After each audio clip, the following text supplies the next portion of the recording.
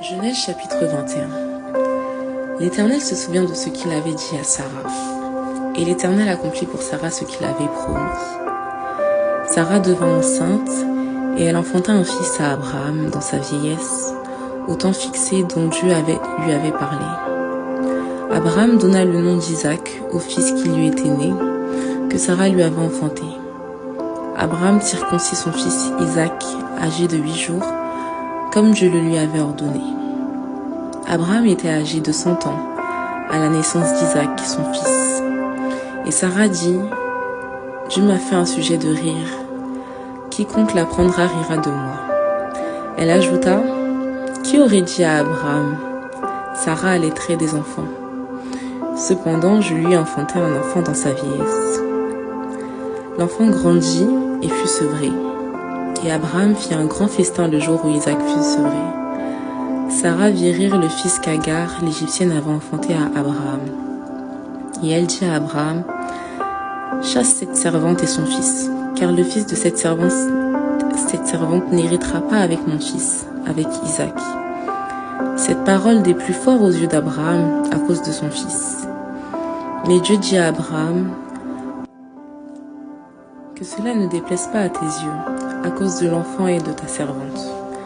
Accorde à Sarah tout ce qu'elle te demandera, car c'est d'Isaac que sortira une postérité qui te sera propre. Je ferai aussi une nation du fils de ta servante, car il est ta postérité. » Abraham se leva de bon matin, il prit du pain et une outre d'eau, qu'il donna à Agar et plaça sur son épaule. Il lui remit aussi l'enfant et la renvoya. Elle s'en alla et s'égara dans le désert de Beer-Shéba. Quand l'eau de l'outre fut épuisée, elle laissa l'enfant sous un des arbrisseaux et alla s'asseoir vis-à-vis, à une portée d'arc, car elle disait « Que je ne vois pas mourir mon enfant. » Elle s'assit donc vis-à-vis de lui et leva la voix et pleura. Dieu entendit la voix de l'enfant, et l'ange de Dieu appela du ciel Agar et lui dit « Qu'as-tu, Agar? Ne crains point, car Dieu a entendu la voix de l'enfant dans le lieu où il est. Lève-toi, prends l'enfant, saisis-le de ta main, car je ferai de lui une grande nation. » Et Dieu lui ouvrit les yeux, et elle vit un puits d'eau. Elle alla remplir d'eau l'outre et donna à boire à l'enfant. Dieu fut avec l'enfant qui grandit, habita dans le désert et devint tireur d'arc. Il habita dans le désert de Paran, et sa mère lui prit une femme du pays d'Égypte. En ce temps-là, Abimélec, accompagné de Picol, chef de son armée, parla ainsi à Abraham.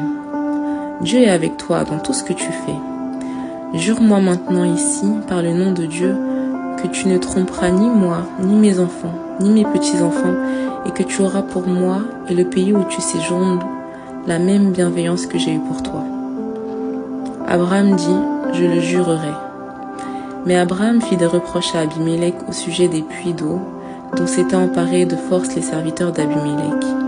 Abimélec répondit, « J'ignore qui a fait cette chose-là. Tu ne m'en as point informé, et moi, je ne l'apprends qu'aujourd'hui. » Et Abraham prit des brebis et des bœufs qu'il donna à Abimélec, et ils firent tous deux alliance. Abraham mit à part 7 jeunes brebis, et Abimélec dit à Abraham, « Qu'est-ce que ces 7 jeunes brebis que tu as mises à part ?» Il répondit, « Tu accepteras de ma main ces 7 brebis, afin que cela me serve de témoignage, que j'ai creusé ce puits.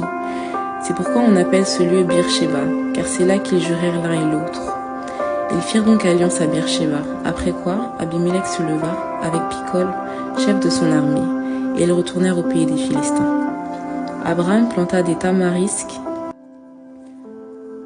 et là il invoqua le nom de l'Éternel, Dieu de l'éternité. Abraham séjourna longtemps dans le pays des Philistins.